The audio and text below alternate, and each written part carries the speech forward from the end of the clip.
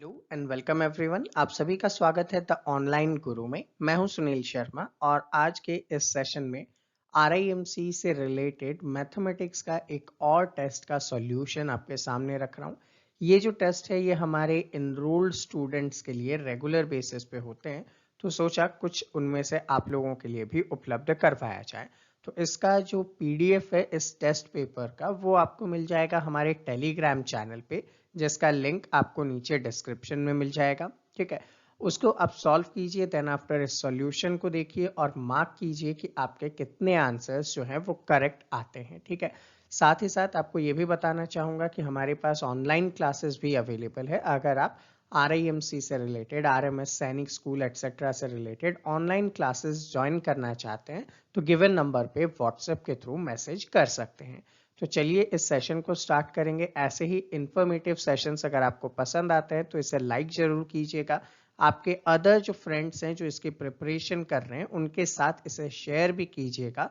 और ऐसे ही upcoming sessions के लिए आप हमारे चैनल को सब्सक्राइब कर सकते हैं और साथ ही साथ बेल आइकन प्रेस कीजिएगा ताकि आपको each and every notification timely मिल सके। देखिए आपके सामने गिवन है कि एक हॉल है जिसकी लेंथ 36 मीटर है, विड्थ 24 मीटर है। It has a one door, एक दरवाजा है उसमें। ठीक है, which is 5 metre in height. ठीक है, तो दरवाजे कितने 5 मीटर की हाइट है, 2 मीटर की विड्थ है। 6 विंडो है जो कि 1.5 मीटर बाई 2 मीटर के हैं। If the cost of wall preparing, ठीक है, उस वॉल के प्रिपेयर करने का, the inside of the hall, जिसको इनसाइड से हम अगर प्रिपेयर करें तो एट द रेट ऑफ ₹8 पर स्क्वायर मीटर कितने आ जाते हैं, 7424 रुपीज। तो find the height of the hall. बहुत अच्छा और इंपॉर्टेंट क्वेश्चन आपके सामने है ये। ठीक है, बहुत ही अच्छा, टिपिकल और एक अच्छा सा क्वेश्चन है ये आपके सामने। ठीक है, अब इसको हम कैसे सॉल्व करेंगे तो देखिए थोड़ा सा लंबा चौड़ा क्वेश्चन है ये। हम इसे आराम से वन बाय वन स्टेप में सॉल्व करते हैं। जो हॉल है उसकी लेंथ और उसकी विड्थ गिवन है आपको। ठीक है, हॉल की लेंथ और विड्थ आपको यहाँ पे गिवन है और वो कितनी गिवन है, 36 मीटर लॉन्ग है। ठीक है, और क्या है, 24 मीटर विड्थ के साथ है वो। अब यहाँ पे एक हॉल के बारे में बता रहा है, जबकि आप प्रिपेयर क्या कर रहे हो, उसकी हाइट तो आपको क्वेश्चन में गिवन ही नहीं है, आपको यहाँ पे हाइट निकालनी पड़ेगी। ठीक है, तो यहाँ पे आप देखिए रेट गिवन है और आपका खर्चा गिवन है। आपको क्या गिवन है, कॉस्ट गिवन है। और कॉस्ट का फॉर्मूला क्या होता है आपको पता है कि sir rate multiplied by area. ठीक है, और कॉस्ट आपको गिवन है 7424 और रेट आपको गिवन है 8 मीटर स्क्वायर। तो एरिया कितना होगा सर, 8 से इसको डिवाइड कर दो ना, 8 से 7424 को डिवाइड कर दो, वही आपका क्या आ जाएगा, एरिया आ जाएगा। तो देखिए 8 8 जा 64 कर दूं, नहीं 8 9 जा 72 कर देता हूं, 22 बचेगा। ठीक है, 8 9 जा 72 हो गया, यहाँ पे 22 बच गया। 8 5 जा 40, नहीं 8 2 जा 16, 8 3 जा 24, 2 टाइम्स 8 2 जा 16 करता हूँ, 4 और 2 6 और यहाँ पे 4, 8 8 जा 64। तो जो एरिया है आपका वो कितना है, 928 मीटर स्क्वायर है। ठीक है, ये आपका एरिया है। अब एक बात बताइएगा, यहाँ पे आपने वन डोर, तो एरिया ऑफ अ डोर निकाल लूं। एरिया ऑफ डोर क्या होगा sir, sir length into breath होगा, एल इंटू बी। यानी कि यहाँ पे क्या गिवन है, 5 इंटू 2 यानी कि 10 मीटर का स्क्वायर। ये हो गया मेरा। अब मुझे क्या दिया हुआ है, 6 विंडो है मेरे पास, तो एरिया ऑफ विंडो, अच्छा विंडो का एरिया भी क्या होगा, length into breadth, L into B ना। एल क्या है 1.5, बी क्या है 2। अब टोटल कितने हैं सर, 6 विंडो हैं, तो 6 के लिए मैं इसको मल्टीप्लाइड बाई 6 कर दूं। ये डेसिमल हटा के 10 लगाता हूं सर, 2 से ये 5, 5 से ये 3, 6 3 जा 18 मीटर स्क्वायर हो गया। ठीक है, क्या हो गया, 18 मीटर स्क्वायर हो गया। अच्छा, आपने जो यहाँ पे वॉल प्रिपेयर किया है तो उसमें विंडो और गेट तो प्रिपेयर ही नहीं किया, वो तो आपने वेकेंट छोड़ा है।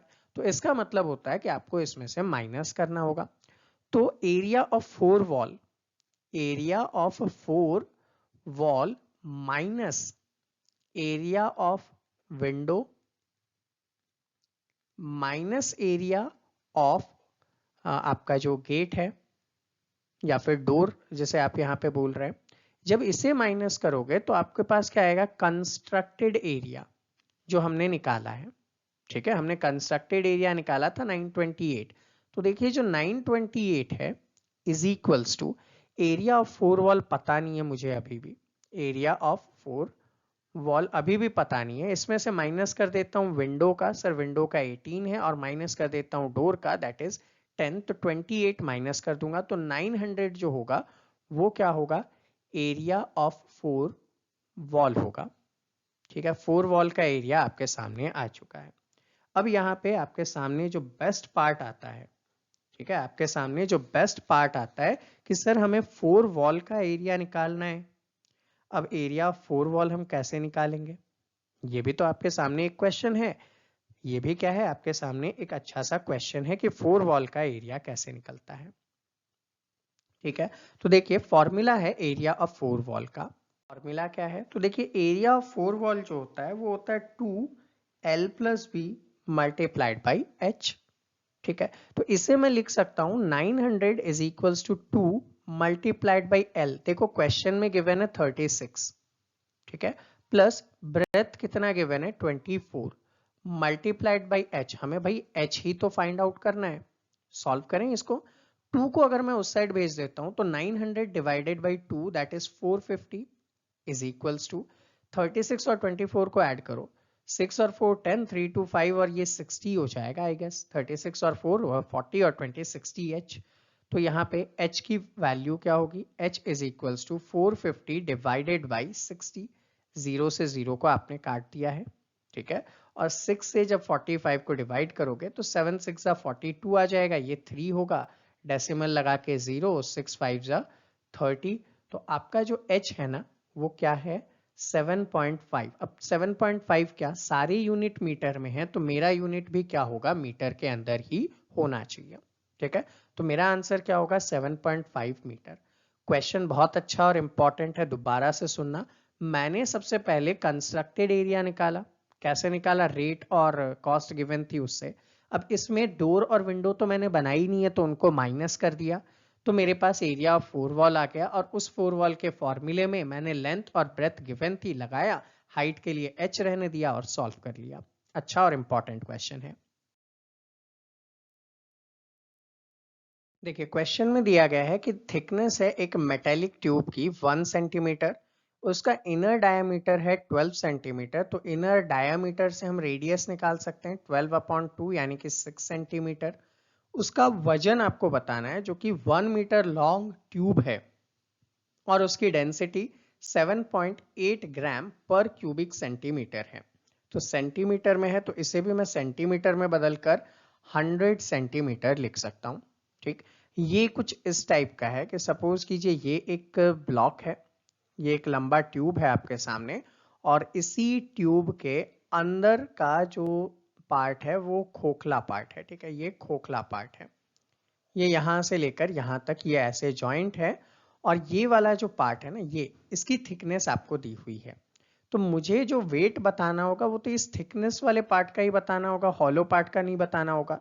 मतलब कि मुझे इस अंदर और बाहर वाले के वॉल्यूम का अगर डिफरेंस निकालूं तो मुझे इसका वेट पता करना आसान होगा।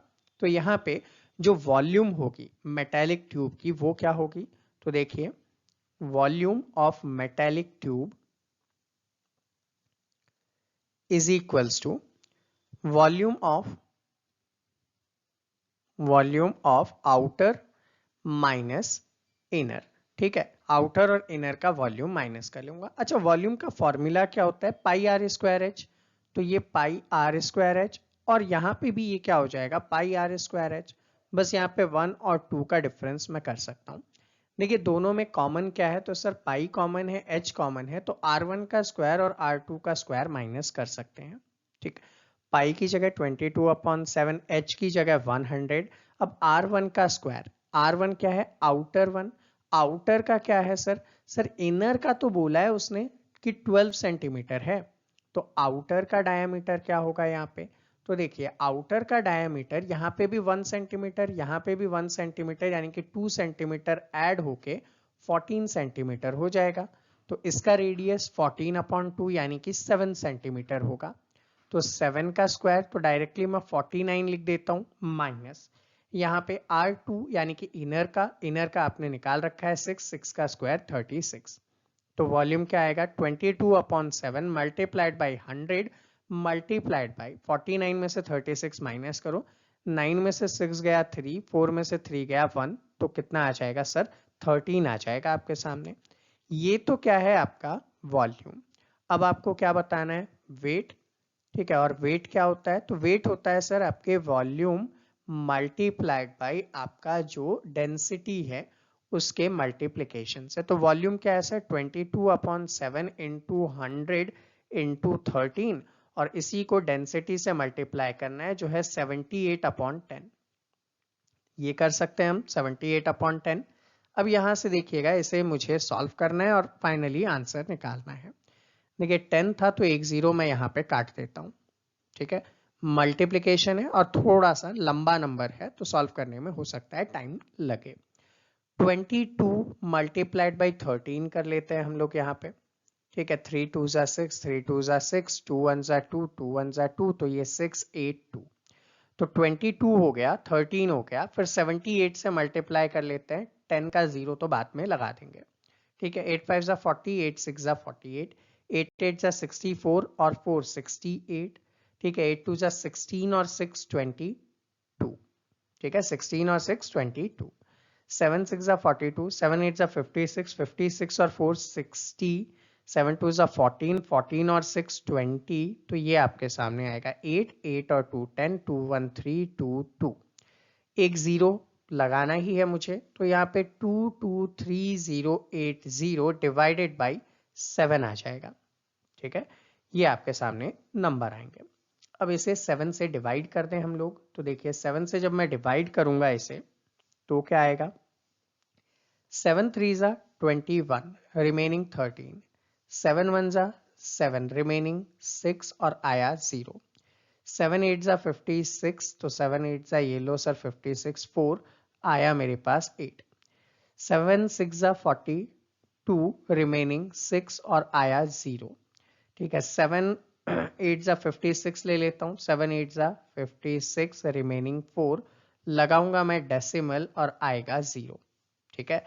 फिर क्या कर लूंगा 7 6 जा 42 नहीं, 7 5 जा 35 करूंगा मैं, रिमेनिंग 5 50, तो 7 6 जा 42, 7 7 जा 49, तो 7 टाइम, तो पॉइंट के बाद हम वैसे भी 2 टाइम ही लेते हैं, तो आपका जो वेट होगा वो 31868.57 ग्राम्स होगा, क्योंकि यहाँ पे क्या गिवन है 7.8 ग्राम गिवन है। ग्राम में इतना बड़ा यूनिट हम लोग नहीं लिखते हैं, तो जनरली आप इसको किलोग्राम में कन्वर्ट कर सकते हैं। और किलोग्राम में कैसे कन्वर्ट होगा, ठीक है। 1 ग्राम और किलोग्राम, तो 1 किलोग्राम में 1000 ग्राम, तो इसको 1000 से क्या करना है डिवाइड, यानी कि 3 डेसिमल छोड़ के 0 को शिफ्ट करना है, तो 31.86 यहाँ पे क्या हो जाएगा किलोग्राम हो जाएगा। तो ये भी मेरा आंसर है, ये भी लिखता हूं तो भी करेक्ट आंसर माना जाएगा।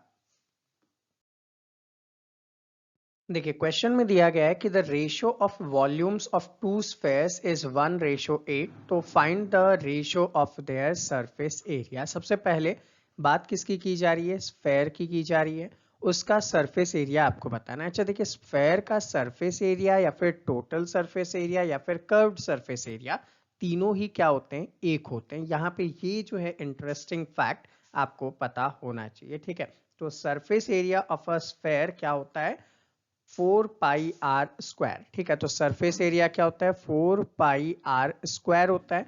अब यहाँ पे जो वॉल्यूम है वो वॉल्यूम किस रेशो के अंदर है, तो आपको पता होना चाहिए कि वॉल्यूम होता है इसका 4/3 पाई आर क्यूब, ठीक है। तो ये है आपका वॉल्यूम का फॉर्मूला, ये है आपका सरफेस एरिया का फॉर्मूला। अब यहाँ पे जो वॉल्यूम है ना वो 1/8 के अंदर है, तो इसका मतलब कि 4/3 पाई आर क्यूब, ये यहाँ पे R1 लिख देता हूं, अपॉन 4/3 पाई R2 का क्यूब इज इक्वल्स टू 1:8 के अंदर है, ठीक है। मैं इसे क्रॉस मल्टीप्लाई करके यहाँ पे R की वैल्यू निकालने की कोशिश करेंगे, ठीक है। तो ये क्या हो जाएगा, 8 से तो मैं मल्टीप्लाई करूंगा 4/3 पाई आर 1 का क्यूब इज इक्वल्स टू 1 से मल्टीप्लाई करूंगा तो ये as it is 4/3 pi r 2 का क्यूब यहाँ पे रहेगा आपके सामने। ठीक है, अब इसको जब सॉल्व करेंगे तो देखो एक इंटरेस्टिंग फैक्ट, जब कभी भी इक्वल में सारी चीजें मल्टीप्लाई में होती है और बोथ साइड में होती है तो हम लोग क्या कर सकते हैं, उसको काट सकते हैं। ठीक है, करेक्ट है। तो 4/3 कट जाएंगे, पाई और पाई कट जाएगा तो यहाँ पे क्या बचेगा, 8r1 का cube is equals to 1r2 का क्यूब। ठीक है, तो मैं लिख सकता हूं यहाँ पे कि भाई r1 का क्यूब अपॉन r2 का क्यूब इज इक्वल्स टू क्या हो जाएगा, 1/8। तो यहाँ पे मैं लिख लूंगा कि r1 upon r2 is equals to 1/2। भाई क्यूब रूट निकालने के बाद आपके सामने r1 और r2 की वैल्यू आ जाएगी। ठीक है, तो r1 तो क्या है 1, r2 क्या है 2 के रेशो में आपके सामने है। अब मुझे क्या करना है, मुझे निकालना है find the ratio of their surface area. अब रेशो ऑफ सरफेस एरिया क्या है, तो भैया देखो रेशो ऑफ सरफेस एरिया, ठीक है, सरफेस एरिया। तो अब सरफेस एरिया का फॉर्मूला 4πr1 का स्क्वायर अपॉन 4πr2 का स्क्वायर होगा। ठीक, अब देखो फॉर्मूले में ही 4 से 4 कट गया, पाई से पाई कट गया, बचा क्या है, r1 का स्क्वायर अपॉन r2 का स्क्वायर। अच्छा, r1 की वैल्यू क्या थी 1 और r2 की वैल्यू क्या थी 2, इन दोनों का मुझे क्या करना है, स्क्वायर करना है। ठीक है, तो यहाँ पे r1 का स्क्वायर या फिर ऐसा बोलूं कि r1 और r2 का रेशो अगर मुझे निकालना हो तो ठीक है, r1 का स्क्वायर अपॉन r2 का स्क्वायर, तो 1 का स्क्वायर 1, 2 का स्क्वायर 4। तो यहाँ पे जो आपके सामने रेशो आएगा वो क्या आएगा, 1/4। तो आपका आंसर क्या है, 1/4। क्वेश्चन है, एक मेटेलिक शीट है रेक्टेंगुलर शेप की जिसका लेंथ और विड्थ आपको गिवन है। From each of its corner a square of 8 centimetre is cut off, a box is made by folding the remaining sheet, find the volume of open box. ठीक है, open box का आपको volume बताना है। अब open box का volume मतलब, यहां पे थोड़ा सा ट्विस्ट है आपके लिए। तो इसको समझने के लिए हम क्या करेंगे, जो शेप बोल रहा है वो बनाते हैं। देखिए एक मेटेलिक शेप है, शीट है जो कि रेक्टेंगुलर शेप के अंदर है और लेंथ और विड्थ गिवन है। ठीक है, तो यहाँ पे मान लेता हूं ये मैं बनाऊंगा, यहाँ पे ये एक आपका मेटेलिक शीट। ठीक है, ये कितना है 48 सेंटीमीटर और ये कितना है सर 36 सेंटीमीटर। अब इसमें से क्या किया है, ईच एंड एवरी कॉर्नर में ये 8 सेंटीमीटर को काट देता है।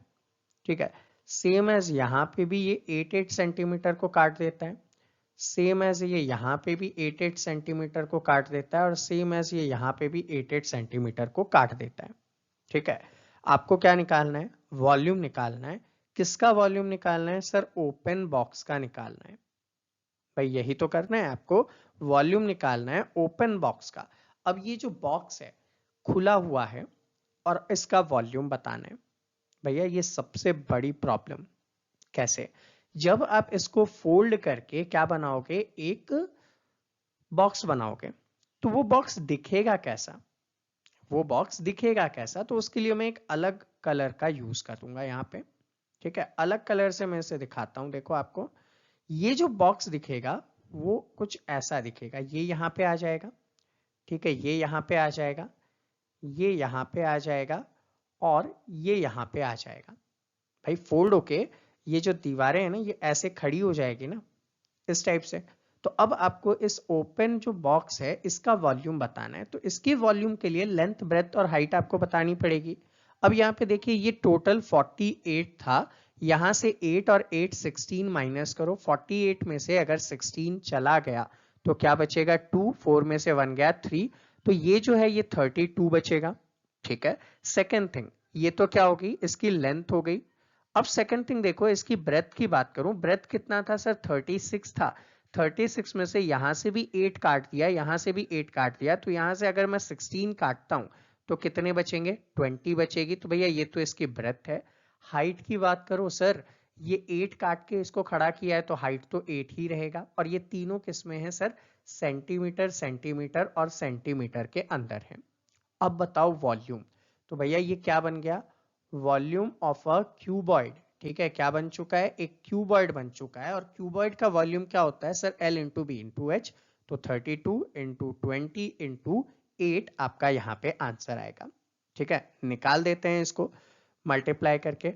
उसके बाद अब अगर अपन सॉल्व करें तो देखने को क्या मिलेगा अपने को, तो अपने को देखने को मिलेगा 32 इंटू 2 इंटू 8। तो देखिए 32 इंटू 2 क्या होगा, 2 2 ज़ा 4, 3 2 ज़ा 6 और ये 0 मल्टीप्लाइड बाई 8। ये 0, 8 4 ज़ा 32, 8 6 ज़ा 48, 49 50, 51। तो क्या हो जाएगा 5120 सेंटीमीटर का क्यूब। तो आपका जो यहाँ पे वॉल्यूम निकलेगा वो 5120 सेंटीमीटर का क्यूब होगा। क्वेश्चन में सबसे टेक्निकल पार्ट यही था कि ये जो डब्बा बना रहे हो आप, उसके लेंथ, ब्रेथ और हाइट क्या है। ठीक है, उसको समझने के लिए ये डायग्राम जब तक आप नहीं बनाओगे तब तक आपको ये समझ में नहीं आएगा। ठीक है, और हो सकता है अभी भी आपको प्रॉब्लम आए, तो आप कुछ मत कीजिए, एक पेज लीजिए और पेज के इस टाइप से कॉर्नर कट करके इनको फोल्ड कीजिए। देखो ये यहाँ पे, यहाँ पे, यहाँ पे और यहाँ पे ज्वाइंट हो जाएंगे। उसके बाद आप इजीली क्या कर पाओगे, इसको आंसर कर पाओगे। देखिएगा नेक्स्ट क्वेश्चन में यहाँ पे क्या बोल रहा है, द लेंथ, विड्थ और हाइट गिवन है किसकी, क्यूबॉइड की, वो इस रेशो में है और टोटल सरफेस एरिया आपका ये है। आपको क्या बताना है, वॉल्यूम बताना है। तो देखो वॉल्यूम बताने के लिए आपको लेंथ, ब्रेथ और हाइट तीनों चाहिए। लेंथ, ब्रेथ और हाइट निकालोगे कैसे सर, यहाँ पे टोटल सरफेस एरिया गिवन है। तो total surface area of a cuboid क्या होता है, अगर आपको ये याद आ जाए तो आपने सारा काम कर लिया। तो total surface area of a cuboid is 2LB plus BH plus HL होता है। यहाँ पे मैं लिखूंगा 6200 is equals to 2L into B. इसे मैं 5x लिख लेता हूँ, इसे मैं 3x लिख लेता हूँ और इसे मैं 2x लिख लेता हूँ। भाई रेशो में हम यही तो करते हैं। तो ये क्या हो जाएगा, 5x into 3x, 5x multiplied by 3x। ठीक है, यहाँ पे एक और ब्रैकेट लगा लेता हूँ, 3x multiplied by 2x plus 5x multiplied by 2x। यही तो आएगा, सॉल्व कर लें। देखिए ये 2 मैं डायरेक्ट वहां पे ले जाता हूं, तो 6200 divided by 2 is equals to 5 3 ज़ा 15x स्क्वायर प्लस 3 2 ज़ा 6x स्क्वायर प्लस 5 2 ज़ा 10x स्क्वायर। 2 से इसे काटूंगा, 3 2 ज़ा 6, 100, तो 3100 is equals to 15 plus 10 25, 25 plus 6 31 x square. ठीक है, तो ये 3100 upon 31 is equals to x square. 31 से 31 वन टाइम 00, तो x square is equals to 100। तो x की वैल्यू क्या आएगी सर, 10 आएगी। ठीक है, तो L क्या होगा 5x, इसका मतलब सर 5 इंटू 10। B क्या होगा सर 3x, इसका मतलब 3 इंटू 10। H क्या होगा सर 2x, इसका मतलब 2 मल्टीप्लाइड बाई 10। तो 5 10 50, यूनिट किस में लगाऊं, सेंटीमीटर में लगा देता हूं। भाई सरफेस एरिया सेंटीमीटर स्क्वायर में गिवन है ना, तो एरिया भी किस में लगाऊंगा, सेंटीमीटर में ही लगाऊंगा। 50 सेंटीमीटर, ये कितना हो जाएगा 30 सेंटीमीटर और ये कितना हो जाएगा 20 सेंटीमीटर। अब मुझे क्या करना है, ये सारे किस में हैं, सेंटीमीटर में हैं। ये किस में है, सारे सेंटीमीटर में है। और मुझे किस में निकालना है, मीटर क्यूब में। ये इंपॉर्टेंट फैक्टर था जहां से आपका क्वेश्चन गलत हो जाएगा अगर आपने दिमाग नहीं लगाया तो। ठीक है, तो यहाँ पे मेरे यूनिट जो है वो सेंटीमीटर में और निकालना मुझे मीटर क्यूब में है। तो मीटर में कन्वर्ट कर दूं, भाई क्या होगा 50 डिवाइडेड बाई 100। ठीक, तो ये 0 से 0 काटा, 0.5 मीटर। ठीक है, इसको क्या करूंगा 30 डिवाइडेड बाई 100, 0 से 0 काटा, ये कितना हो जाएगा 0.3 मीटर। इसका क्या करूंगा भैया 20 अपॉन 100, 0 से 0 काटा, 0.2 मीटर। ठीक है, अब मुझे क्या निकालना है, वॉल्यूम। तो वॉल्यूम का फॉर्मूला LBH, यानी कि मैं क्या कर दूंगा, मैं यहाँ पे डायरेक्टली लिखूंगा 5 upon 10 multiplied by 3 upon 10 multiplied by 2 upon 10। ठीक है, 5 2 ज़ा 10, ये लो 10 काट दिया, बचा क्या 3 अपॉन 100। तो यहाँ पे 0.03 मीटर क्यूब आपका क्या हो जाएगा, आंसर हो जाएगा। ठीक है, क्वेश्चन अच्छा था, बस यहाँ पे ये जो ट्विस्ट है ना, ये आपके आंसर्स को गलत करवा सकता है। क्वेश्चन में देखिएगा, find the area of the shaded portion. अब ये जो शेडेड पोर्शन है इसका मुझे एरिया निकालना है। निकालूंगा कैसे? मैं area of the circle minus area of the square या रेक्टेंगल है, चूंकि 6 और 8 है तो रेक्टेंगल है, तो दोनों को माइनस करके निकाल सकता हूं। अब उसे निकालने के लिए मुझे इसका रेडियस भी तो पता हो। रेडियस कैसे निकालूं? तो देखो, ये एक पार्ट है और ये एक पार्ट है, ठीक है। नाम दे दूं अगर मैं इसको A और इसको नाम दे देता हूं C, तो मुझे AC, क्योंकि यहाँ पे B C और D कर देता हूं मैं, ठीक है। तो AC अगर मैं फाइंड आउट कर लूं तो वो क्या हो जाएगा? उसका डायामीटर, और उससे मैं क्या निकाल लूंगा? रेडियस। सिंपल सा है। तो यहाँ पे मैं ऐसा लिख सकता हूं कि भैया ये राइट एंगल ट्रायंगल हो गया, इसके अंदर AC का square is equals to AD का स्क्वायर प्लस DC का स्क्वायर। तो देखो, AC का square is equals to AD का स्क्वायर यानी कि 8 का स्क्वायर प्लस DC का स्क्वायर यानी कि 6 का स्क्वायर। तो AC का स्क्वायर इज इक्वल्स टू 8 8 जा 64, 6 6 जा 36, तो AC का स्क्वायर इज इक्वल्स टू 100, तो AC इज इक्वल्स टू 10।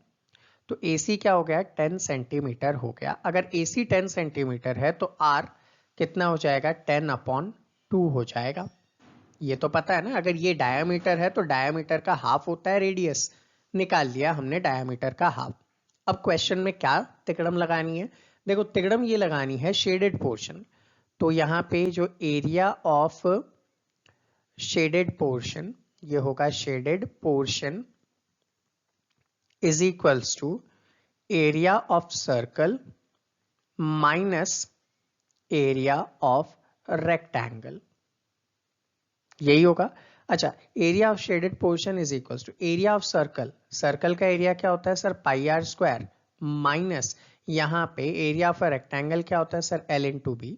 निकालिए, पाई का मतलब 22/7, आर क्या है सर? 10/2 मल्टीप्लाइड बाई 10/2, ये हो गया, माइनस L/B यानी कि 8/6, यही आएगा। यहां तक अगर किसी को कोई भी डाउट हो तो आप मुझे इजीली बताइए। आई होप नहीं होगा, ठीक है। अब यहाँ पे इसे सॉल्व करते हैं और सीधा सीधा सा आंसर बताते हैं। देखिए, ये 2 से मैं इसे 5 टाइम्स काट सकता हूँ, इस 2 से मैं इसे 5 टाइम्स काट सकता हूँ, ठीक है। अब सॉल्व करना है। देखिए, बड़ा टिपिकल हो रहा है। 5 5 जा 25, मैं यहाँ पे रफ वर्क कर लेता हूँ। 5 5 जा 25 मल्टीप्लाइड बाई 22, तो 5 2 जा 10, 2 2 जा 4 और 1 5 50, यहाँ पे 50 0 5 और 5 550 डिवाइड करना है 7 से, ठीक है। 550 को 7 से डिवाइड करना है। 7 8 जा 56 होता है, तो 7 7 जा 49 लूंगा मैं, यहाँ पे 60 आया, ठीक है। 7 8 जा 56 यहाँ पे निकाल लेता हूँ, बचेगा 4, डेसिमल देके यहाँ पे 0 कर लूंगा। 7 4 जा 28, 7 5 जा 35, रिमेनिंग 5 और 0 50 आ गया। फिर 7 6 जा 42, 7 7 जा 49। तो हम यहाँ पे डेसिमल के बाद 2 ही पॉइंट यूज करते हैं, तो ये 78.57 माइनस 8 6 जा कितना? 48। तो भैया इसमें से 48 माइनस कर लो, ये लो 0 और ये 3, तो area of the shaded portion कितना आ जाएगा? 30.57। तो 30.57 क्या सेंटीमीटर है? तो सेंटीमीटर का स्क्वायर यहाँ पे आपका क्या होगा? आंसर होगा। तो सिंपल सा क्वेश्चन था। यहाँ पे 30.57 जो है वो आपका सेंटीमीटर स्क्वायर इसका एरिया है।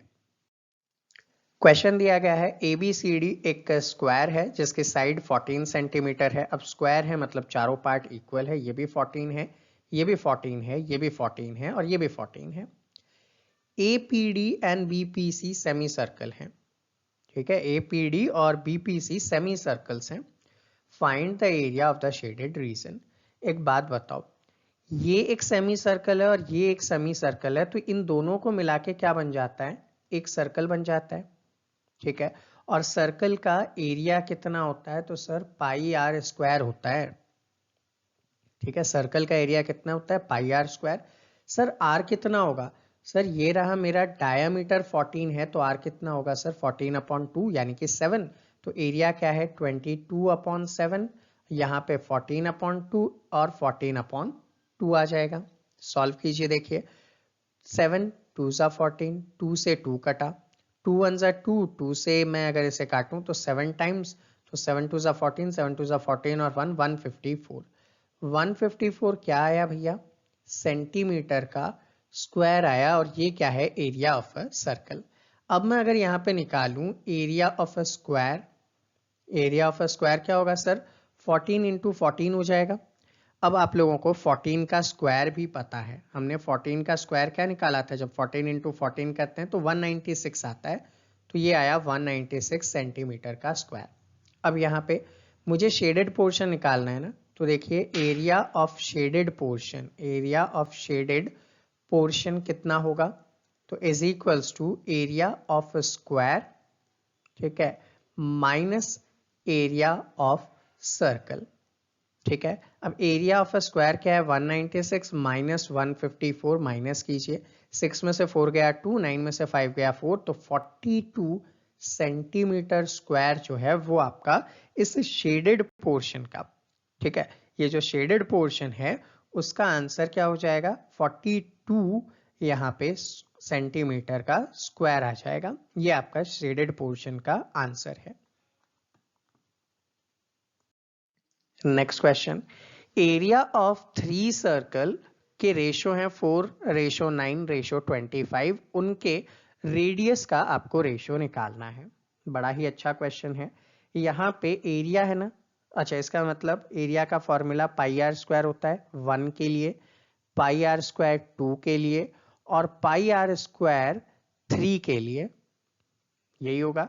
निकालने को क्या दिया गया है? 4:9:25। ये किसके इक्वल है सर? 4:9:25 के। अच्छा दोनों में देखो पाई पाई पाई कट गए, तो R1 का स्क्वायर रेशो, R2 का स्क्वायर रेशो, R3 का स्क्वायर कितने हैं? 4:9:25। R की वैल्यू निकालनी है तो इन सब का अंडर रूट कर दूं, तो R1 का रेशो, R2 का रेशो, R3 का रेशो, इनका क्या निकालना है? Under root. तो 4 का अंडर रूट 2, 9 का अंडर रूट 3 और 25 का 5, तो इनका रेशो आपके सामने आंसर है। बड़ा सिंपल सा क्वेश्चन था। Next question, find the area of the field which is in the form of parallelogram, has one diagonal 42 metre long, perpendicular distance जो है वो 10 मीटर और 8 डेसीमीटर है। ठीक है, 10 मीटर 8 डेसीमीटर को मैं 10.8 मीटर भी लिख सकता हूं। Conversion table just previous question में ही मैंने आपको दिया था। ठीक, तो यहां पे बोला गया है कि एक डायगोनल जो है उसकी लेंथ तो 42 मीटर है, ठीक है, और जो परपेंडिकुलर बनते हैं उसकी लेंथ आपको 10.8 मीटर गिवन है। आपको क्या बताना है? आपको एरिया बताना है उस कंप्लीट फील्ड का, और फील्ड जो है वो कैसा है? एक पैरेललोग्राम है। करेक्ट है यहाँ पे। ये अगर आप सॉल्व कर देते हैं, ये अगर आप सॉल्व कर देते हैं तो आ जाएगा ना। तो सबसे पहले तो एक पैरेललोग्राम बना लेते हैं। देखो एक पैरेललोग्राम यहाँ पे मैं बनाऊंगा। ये जो मैंने पैरेललोग्राम बनाया ये बना दिया ए बी सी और D. A B C D में ए सी जो है ये एक डायगोनल है जो आपको क्वेश्चन में बोला 42 मीटर लॉन्ग है।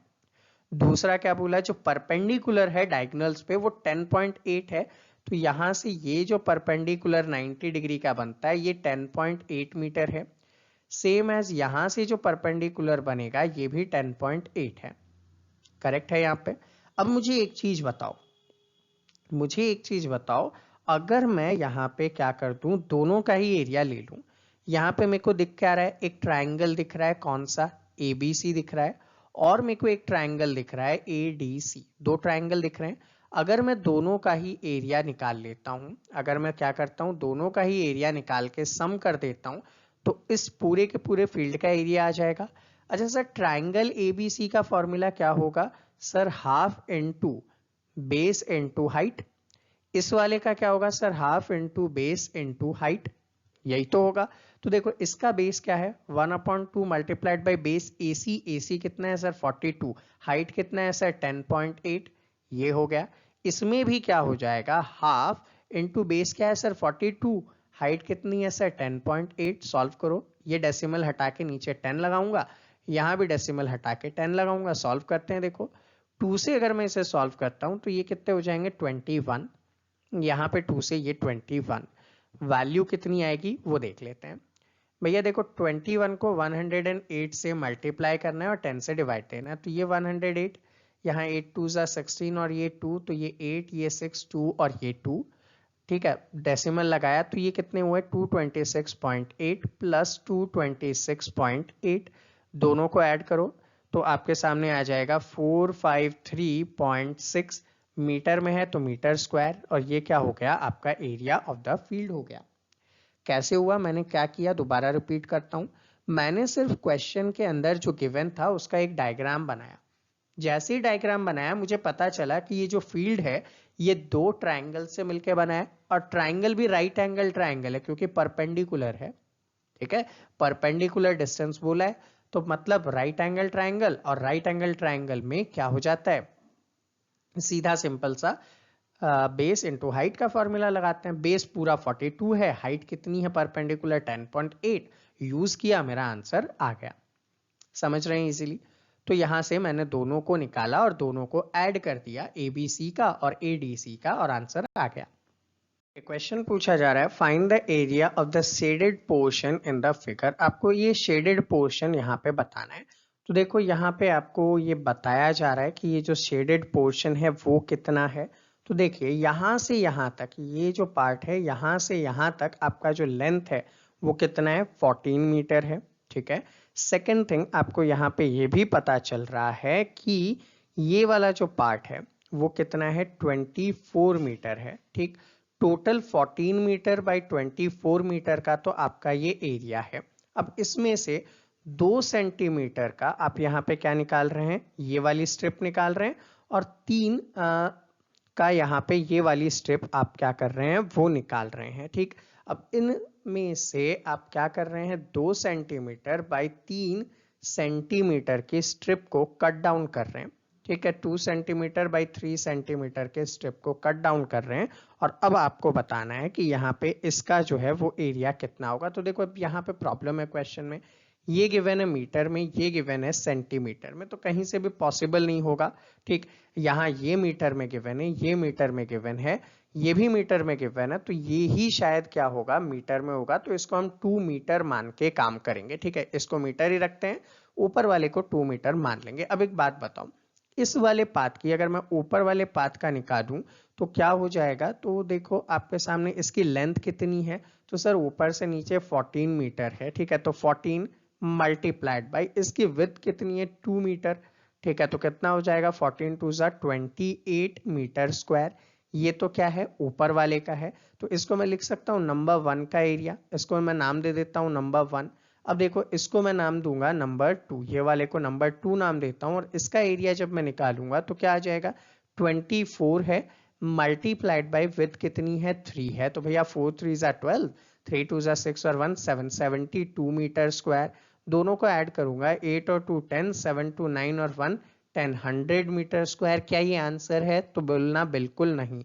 रीजन, यहाँ पे ये जो मिड वाला पोर्शन है ना ये 2 बार काउंट हुआ है, ठीक है। मिड वाला पोर्शन 2 बार काउंट हुआ है, इसको नंबर देता हूं मैं नंबर 3, और रीकाउंट या जो एरिया है जो डबल काउंट हुआ है उसको मैं निकालूंगा, तो 2 मल्टीप्लाइड बाई 3, तो 3 2 जा 6 metre square.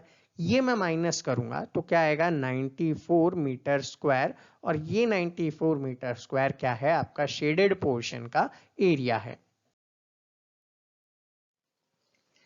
Each interior angle of a regular polygon is 144, यहाँ पे ईच एंगल की बात कर रहा है, ठीक है, वो 144 डिग्री है। Find the interior angle of a regular polygon which has double the number of side from the first. इसके डबल वाले का आपको यहाँ पे फाइंड आउट करना है। तो देखिए इंटीरियर एंगल का जो फॉर्मूला है वो क्या होता है, तो हम बात कर रहे थे कि ईच इंटीरियर एंगल, ठीक है, जब ईच इंटीरियर एंगल गिवन हो तो आपको फॉर्मूला लगाना है is equals to 2n-4 multiplied by 90। ये तो टोटल का था, ईच के लिए है तो नंबर ऑफ साइड से डिवाइड दे दो। अब क्वेश्चन में क्या बोला है ईच साइड कितने हैं 144, तो 144 is equals to 2n-4 multiplied by 90 upon n। बस आपको ये सॉल्व करना है, वैल्यू आपके सामने आ जाएगी, ठीक है ना, आपके सामने क्या आ जाएगी, वैल्यू आ जाएगी। देखिए सॉल्व करते हैं। 144n वहां चला गया इज इक्वल्स टू 2n, ठीक है, मल्टीप्लाई कर ही देता हूं, 9 2 80, 180n माइनस 9 4 30, 360, ठीक है। अब यहाँ पे देखिएगा 360 is equals to 180n minus 144n, 360 is equals to, अब माइनस करोगे भैया 144 और 6 150, तो 36n, तो n की वैल्यू सीधी सीधी आप बोल सकते हो कि सर 10 आ गई। मतलब कि यहाँ पे कितनी साइड है, 10 साइड है। अब आपसे पूछा क्या है, find the interior angle of a regular polygon which has double the number of side. Side को क्या कर दिया, डबल कर दिया, तो वही ईच एंगल, वही आपको क्या बताना है, ईच एंगल बताना है। और वो क्या होता है sir, 2n minus 4 multiplied by 90 upon n। अब n यहाँ पे क्या है, डबल है, पहले कितना था 10, तो सर यहाँ पे अब कितना लगाऊंगा मैं, 20 लगा दूंगा, ठीक है। तो ईच एंगल जो मुझे फाइंड आउट करना है वो क्या हो जाएगा, 2 multiplied by 20 minus 4 multiplied by 90 upon 20, यही आएगा, सीधा सिंपल सा। देखो यहाँ पे इस जीरो से इस जीरो को काट देता हूँ क्योंकि मल्टीप्लाई के अंदर है, ठीक है। अब देखो 2 इंटू 20, सर यहाँ पे आप बोलोगे 2 into 20 40 minus 4 multiplied by 9 upon 2 है, ठीक है। अब देखो 40 माइनस 4 करोगे तो 36, अब 36 मल्टीप्लाइड बाई 9 है आपके सामने, तो 36 इंटू 9 अपॉन 2, 2 से 18 टू ज़ा 36, तो यहाँ पे क्या आएगा, 18 इंटू 9 आएगा, तो डायरेक्टली 18 इंटू 9 कर लो, 8 9 ज़ा 72, 9 1 ज़ा 9, 110 और ये 162, तो यहाँ पे ईच एंगल की जो वैल्यू आएगी वो कितनी आएगी, 162 के इक्वल आएगी। सब डिपेंड है किस पे, आपके फॉर्मूले के ऊपर। अगर फॉर्मूला याद है, आप वैल्यू पुट करेंगे, आप आंसर निकालेंगे, सब कुछ इजीली हो जाएगा। ये क्वेश्चन बड़ा ही अच्छा है और कई बार एग्जाम्स में आ भी चुका है। क्वेश्चन में आपको क्या कह रहा है कि एक ट्राइंगल गिवन है ABC और एक ट्राइंगल है DBC, ठीक है। इन दोनों ही ट्राइंगल की प्रॉपर्टी क्या है कि ये दोनों ही आइसोसेलेस हैं, यानी कि जिनके दो साइड इक्वल होते हैं। वैल्यू क्या गिवन है, angle D 70 degree, angle A 40 degree given है। आपको ये तीनों नीचे के जो A B and C है ये फाइंड आउट करने हैं। तो देखो सबसे पहले बड़े वाले एंगल को फाइंड आउट करने के लिए मुझे यहाँ पे B वाले पॉइंट पे Y और ये एंगल पता चलना चाहिए, और C वाले पॉइंट पे ये और ये वाला एंगल पता चलना चाहिए। तो मतलब कि मुझे छोटे वाले जो अंदर का ट्रायंगल है उसमें से वैल्यू निकालूंगा तो मुझे हेल्प मिलेगी। तो मैं सबसे पहले छोटे वाले ट्रायंगल पे वर्क स्टार्ट करता हूँ। तो मैं यहाँ पे लिखूंगा इन अ ट्रायंगल DB और C, ठीक है। DBC ट्रायंगल के अंदर अब मुझे यहाँ पे क्या करना है वो देखिए। तो DBC ट्रायंगल में मैं ये बोल सकता हूँ कि एंगल जो होते हैं इंटीरियर उनका सम 180 डिग्री के इक्विवेलेंट होता है। तो मैं लिख सकता हूँ कि भैया angle DBC plus angle DCB plus का angle BDC is equals to 180 degree होगा, ठीक है। अब यहाँ पे ये और ये आइसोसेलेस के हैं तो इनको x लिख दूं क्योंकि दोनों ही इक्वल होंगे, प्लस एंगल BDC जो है वो यहाँ पे 70 डिग्री ऑलरेडी आपके सामने है। सॉल्व करेंगे तो 2x is equals to 180 minus 70, 2x is equals to 110 और x is equals to 55 degree आ जाएगा। इसका मतलब क्या है, इसका मतलब ये है कि एंगल DBC, ठीक है, इक्वल है किसके, एंगल DCB की, और दोनों ही कितने हैं, 55 डिग्री हैं। तो आपके इस क्वेश्चन का तो आंसर मैंने दे दिया है, यहां तक करेक्ट है। अब हम आगे प्रोसीड करते हैं बड़े वाले ट्रायंगल के अंदर। तो सर बड़े वाले ट्रायंगल के अंदर जैसा कि आप जानते हो कि एक एंगल होगा BAC, ठीक है, BAC प्लस दूसरा एंगल होगा एंगल ABC प्लस का angle ACB is equals to, ये भी 180 डिग्री के इक्वल होगा। यहां तक करेक्ट है। अब देखो एंगल BAC की बात करो, BAC क्वेश्चन में सर 40 डिग्री लिखा हुआ है, हमने यूज कर लिया प्लस। एंगल ABC जो है और जो एंगल ACB है ये दोनों ही क्या होंगे सर, इक्वल होंगे। क्यों इक्वल होंगे, दोनों ही x के इक्वल मान लूं, y के इक्वल मान लूं, z के किसी के भी इक्वल मान लेता हूं, ठीक है। हो जाएंगे। लेकिन अगर मैं यहाँ पे ऐसा करूं, अगर मैं यहाँ पे ऐसा करूं कि अभी तो इनको y या z कुछ भी मान लेता हूं क्योंकि दोनों इक्वल हैं, तो y ऑलरेडी गिवन है, x में पहले ही इसको मान चुका हूं, तो मैं अब इसको z मानूंगा। Angle z plus angle z is equals to 180 degree. तो 2z is equals to 180 minus 40, तो 2z इज इक्वल्स टू 140, तो z is equals to 70 degree. तो z की वैल्यू कितनी आएगी, 70 डिग्री आ जाएगी। ठीक है, ये 70 है, रिपीट करता हूं, ये 70 डिग्री है। अब ये z मैंने किसको माना था, तो दोबारा से देखो, मैं यहाँ पे बात कर रहा हूं एंगल ABC जो है ये किसके इक्वल आता है सर, 70 डिग्री के इक्वल आता है। ठीक, अब यहाँ पे बताइएगा एंगल ABC जो है मैं लिख सकता हूं angle ABD plus angle DBC is equals to 70, क्योंकि एंगल ABC इन दो एंगल से ही तो मिलके बना है, एक तो ये वाला और एक ये वाला। यहाँ पे मैं इसको और क्लियरली डिफाइन करूंगा। देखिए एंगल जो AB और D है प्लस एंगल का DBC जो है वो 70 डिग्री के इक्वल थे। तो यहाँ पे बताओ एंगल ABD कौन सा है, ABD सर एंगल Y है, प्लस एंगल DBC कौन सा है, DBC सर अभी अभी हमने फाइंड आउट किया था, that is 55 degree, that is 55 degree is equals to 70 है। तो angle y is equals to 70 minus 55, तो एंगल y क्या हो जाएगा यहाँ पे सर, एंगल y 70 में से 55 हटाओ, 55 और 5 60 और ये 15 डिग्री। तो यहाँ पे एंगल y जो है ये 15 डिग्री आ गया। तो यहाँ पे आपका आंसर ये क्या हो गया 15 और ये क्या हो गए थे 55। यहां तक करेक्ट है। अब आगे बात करेंगे एंगल ABC आपसे पूछा है, क्या पूछा है, एंगल ABC पूछा है।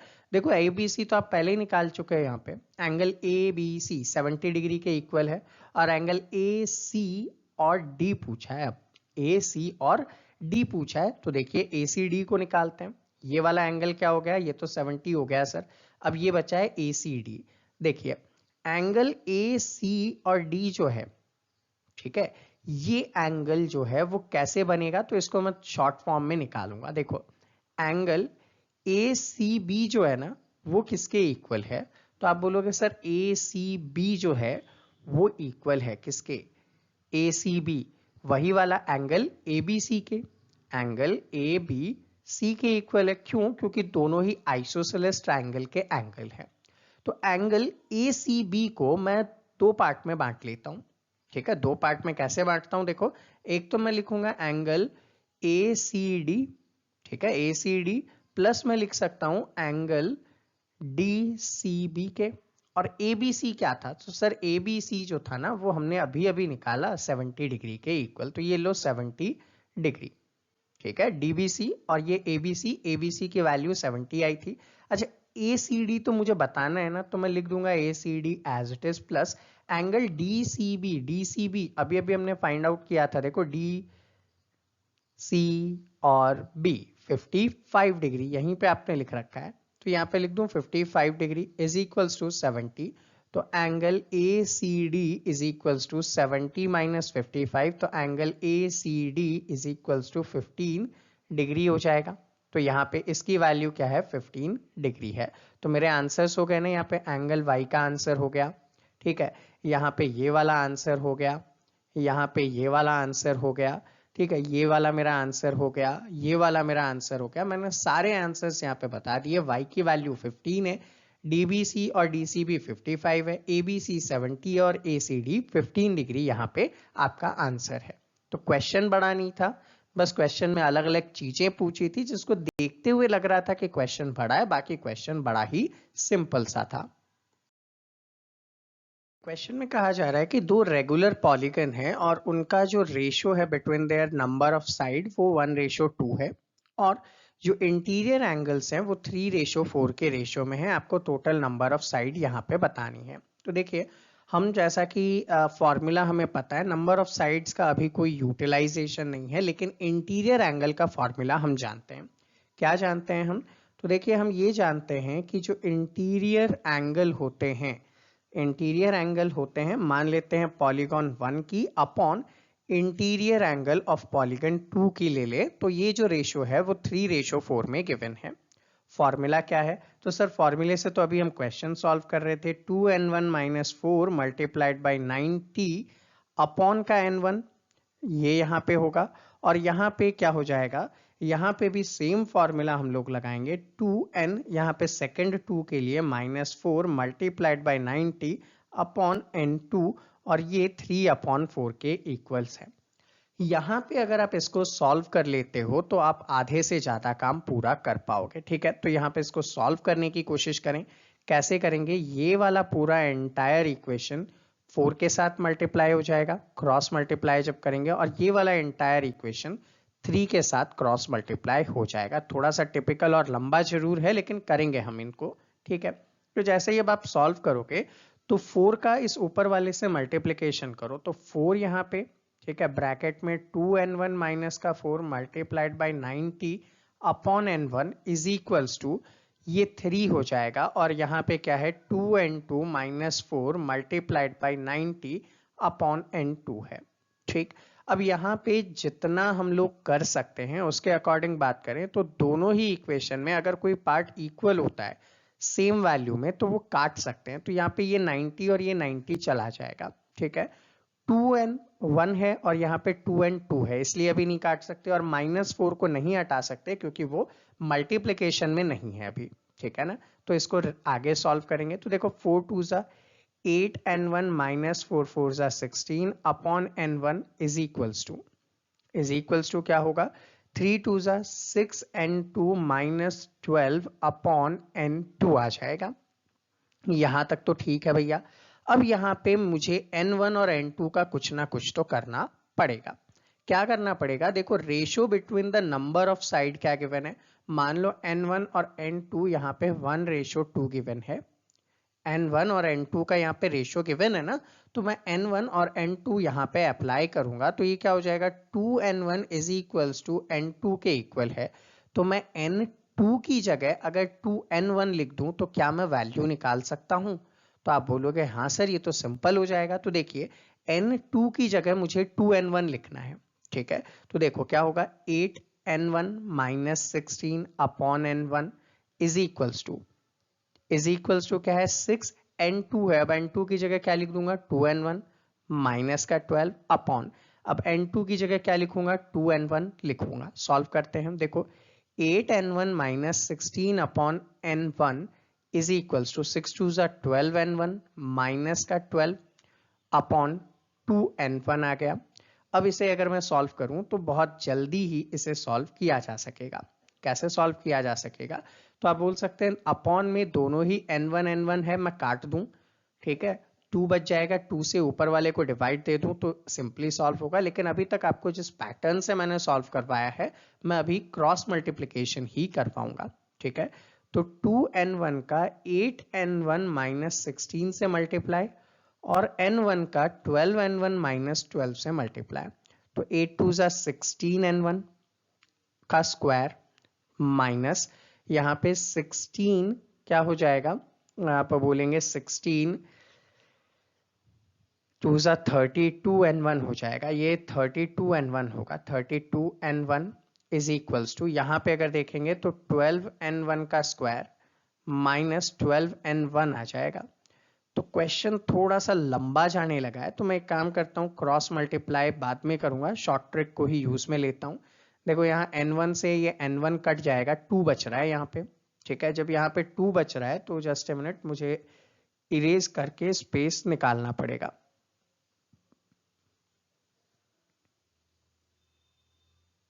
जस्ट ए मिनट, यहाँ पे इसको जब मैंने काटा है, ठीक है, तो अब मेरे पास क्या आ जाएगा उसे देखते हैं। ये तो है 8n1 minus 16 is equals to, उसमें से अगर मैं 12 कॉमन ले लूं तो क्या होगा, n1 माइनस 1 अपॉन 2, 2 से ये कट के 6 हो जाएगा।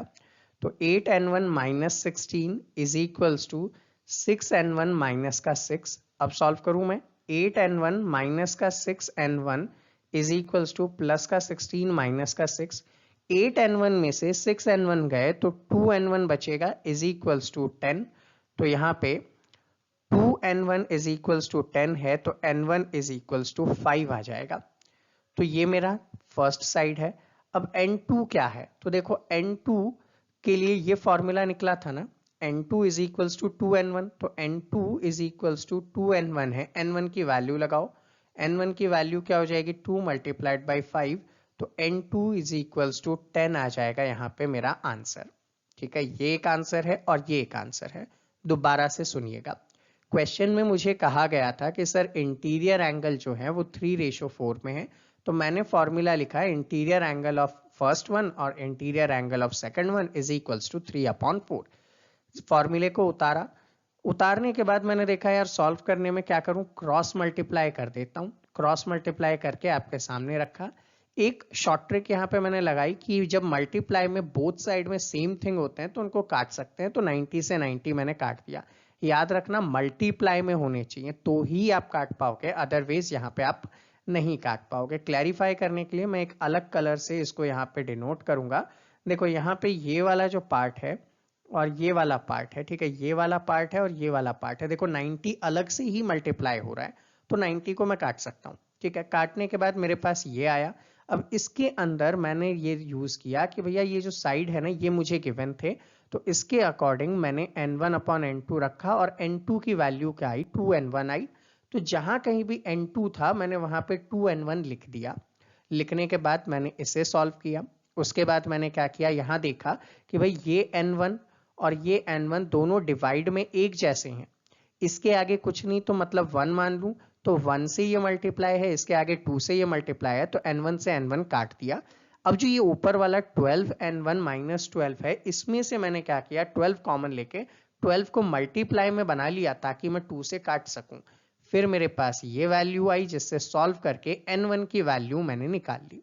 जैसे ही n1 की वैल्यू आती है मैं इसको यहाँ पे पुट करूंगा किसके अंदर, ये रहा मेरा वही इक्वेशन जहां पे n2 is equals to 2n1 था, लिखा और मेरे पास साइड्स आ गए। ठीक है, तो ये ही मेरे क्या हैं, दोनों परफेक्ट के आंसर्स हैं। देखिए क्वेश्चन कहता है कि if the side of a triangle are produced in order such that the sum of exterior angle so formed is equal to 4 right angle, तो आपको ये प्रूव करके बताना है। सबसे फर्स्ट तो क्या बोला गया, if the sides of a triangle are produced, तो सबसे पहले तो देखिए हम एक ट्राइंगल बनाएंगे। ठीक है, अब यहाँ पे आपके पास सपोज करते हैं ये एक ट्राइंगल है that is A B and C. अब क्या करने को बोल रहा है, इसकी लाइंस को प्रोड्यूस करने के लिए बोल रहा है, तो मान लो मैं यहाँ पे प्रोड्यूस कर देता हूँ इसको यहाँ तक। ठीक है, इसको एरो बना देता हूँ। सेम एज अगर मैं बात करूँ ए बी जो है उसको यहाँ तक नीचे ले आता हूँ, सेम एज जो बी सी है उसको यहाँ तक मैं आगे लेकर चला जाता हूँ। ठीक है, जब मैं आगे लेकर जाता हूँ तो इनके कुछ पॉइंट का नाम दे देता हूँ, जस्ट लाइक यहाँ पे मैं दे देता हूँ सी के बाद डी से स्टार्ट करूंगा। ठीक है, यहाँ पे डी लिख देता हूँ, यहाँ पे ई लिख देता हूँ और यहाँ पे मैं एफ लिख देता हूँ। तो मैंने क्या किया, इसकी लाइंस को प्रोड्यूस कर दिया है। अब मुझे क्या बताना है कि जो एक्सटीरियर एंगल बनते हैं ना वो 4 राइट एंगल यानी कि 4 मल्टीप्लाइड बाय 90 डिग्री के इक्वल्स होते हैं, मुझे ये यहाँ पे प्रूव करना है।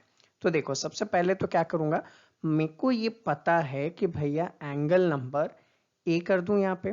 ठीक है, यहाँ पे ये जो एंगल बन रहा है, चलिए इनकी नंबरिंग कर देते हैं। इसको लिख देता हूँ मैं एंगल नंबर 1, इसको मैं लिख देता हूँ एंगल नंबर 2 और इसको मैं लिख देता हूँ एंगल नंबर 3। तो angle number 1 plus angle number 2 plus angle number 3 का सम 180 डिग्री होता है। ये अभी तक हम पढ़ चुके हैं। क्या पढ़ चुके हैं कि किसी भी ट्राइंगल के इंटीरियर एंगल का सम जो है वो 180 डिग्री होता है। नेक्स्ट थिंग मुझे क्या प्रूव करना है, जो एक्सटीरियर एंगल्स हैं उनका सम 4 इंटू 90 डिग्री के इक्वल्स होगा, ये प्रूव करना है। तो देखिए कैसे प्रूव करते हैं। एक बात आपको ये भी पता है कि किसी भी स्ट्रेट लाइन पे बनने वाले दो एंगल का सम 180 डिग्री होता है। करेक्ट है बिल्कुल। तो मैं यहाँ पे लिख सकता हूँ कि सपोज कर लेते हैं, ठीक है, सपोज कर लेते हैं यहाँ पे कि एक एंगल है angle number 1 plus angle number मैं लिखता हूँ बी ए ई।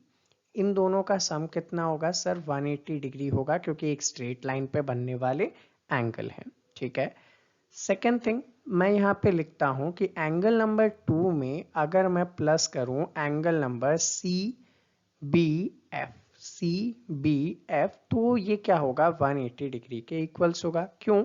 क्योंकि ये भी एक स्ट्रेट लाइन है। फिर मैं लिखूं एंगल नंबर 3 प्लस एंगल, ठीक है, प्लस में क्या लिख सकता हूं ए सी डी, ए सी डी, ये भी किसके इक्वल होगा 180 डिग्री के इक्वल होगा।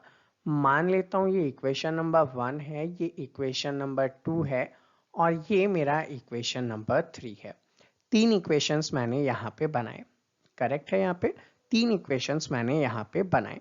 अब मैं क्या कर दूं, अगर इन तीनों इक्वेशन का सम कर दूं, ठीक है, अगर मैं क्या कर देता हूं तीनों इक्वेशन को सम कर देता हूं, तो मैं यहाँ पे क्या लिखूंगा, by adding equation 1 plus 2 plus 3, ठीक है, मुझे क्या करना है, तीनों इक्वेशन 1 2 और 3 को ऐड करना है। तो मुझे क्या मिलेगा, तो देखो मुझे क्या मिलेगा, मुझे मिलेगा angle number 1 plus angle B A E plus का, यहाँ पे ये तो फर्स्ट इक्वेशन था। सेकेंड इक्वेशन में क्या था, angle number 2 plus angle C B F, ठीक है।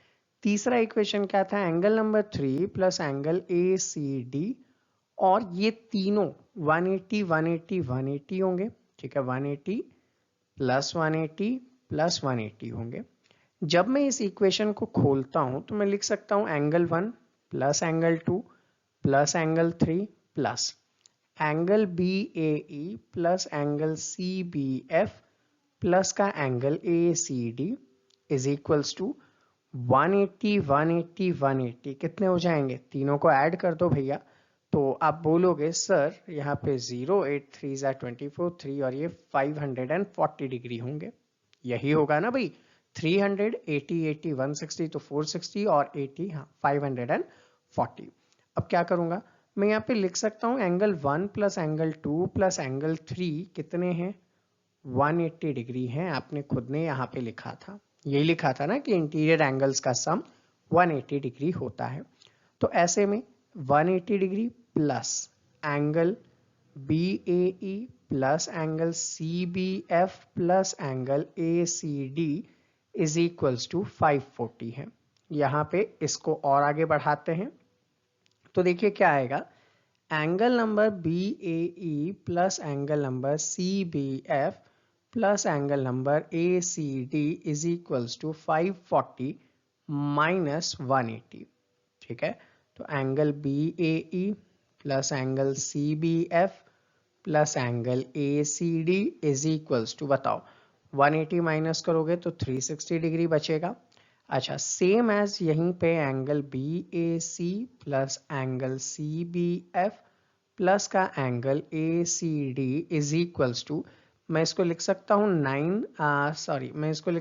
4 इंटू 90, तो क्या हो गया, मैंने ये प्रूव कर दिया ना, हेंस प्रूव्ड, ठीक है, कि क्या एक्सटीरियर एंगल, ये तीनों क्या हैं इसके एक्सटीरियर एंगल, एक्सटीरियर एंगल्स। तो एक्सटीरियर एंगल्स का सम जो है वो 4 राइट एंगल्स के इक्वल होता है। मैंने कुछ नहीं किया, दोबारा से सुनिएगा, मैंने सिर्फ ये लिखा था कि एंगल्स जो होते हैं इंटीरियर एंगल किसी भी ट्रायंगल में, उनका सम 180 डिग्री होता है, ठीक है, मैंने 180 डिग्री कर दिया।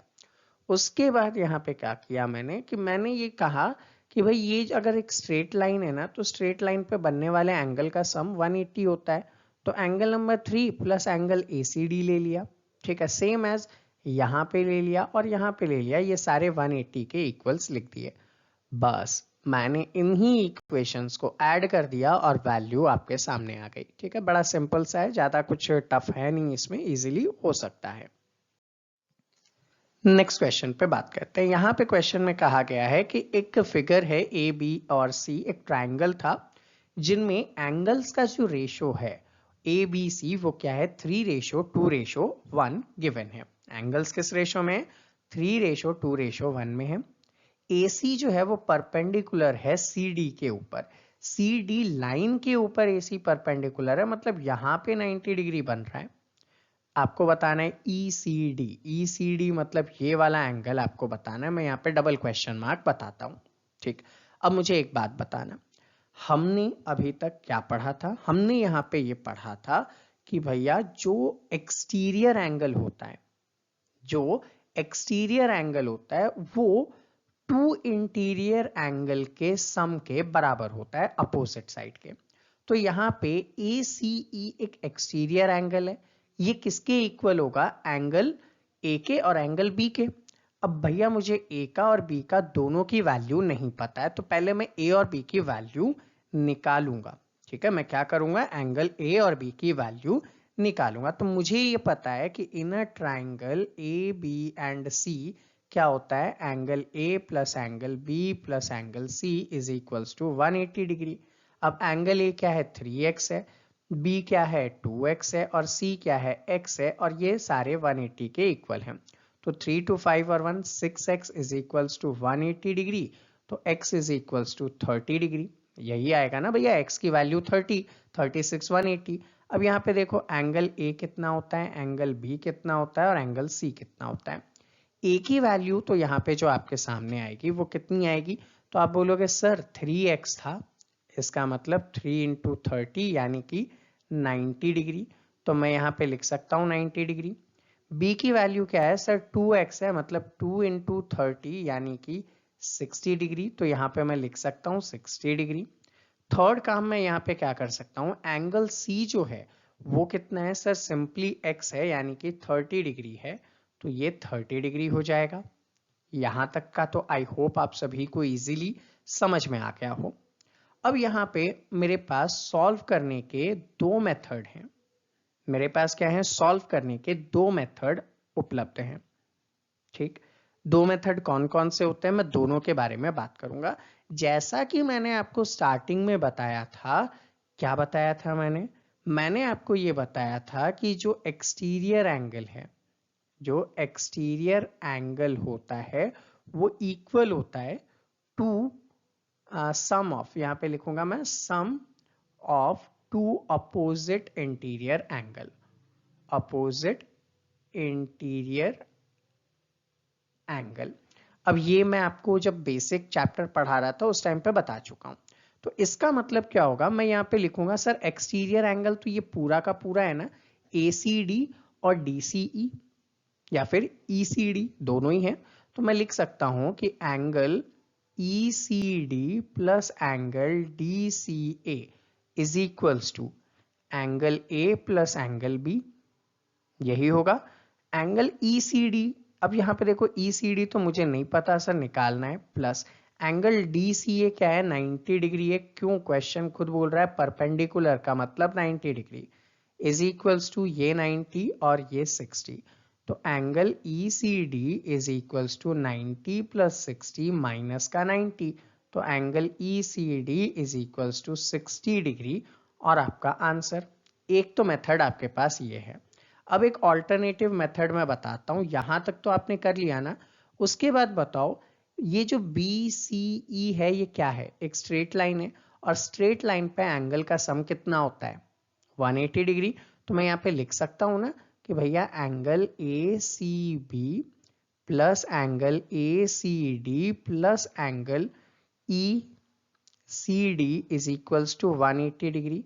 अब ACB की जगह मैं क्या लिखूंगा, AC और B की जगह, ठीक है, ACB कितना आया था सर 30 डिग्री आया था, प्लस ACD कितना आया सर 90 डिग्री आया, प्लस एंगल ECD तो मुझे निकालना है ये 180।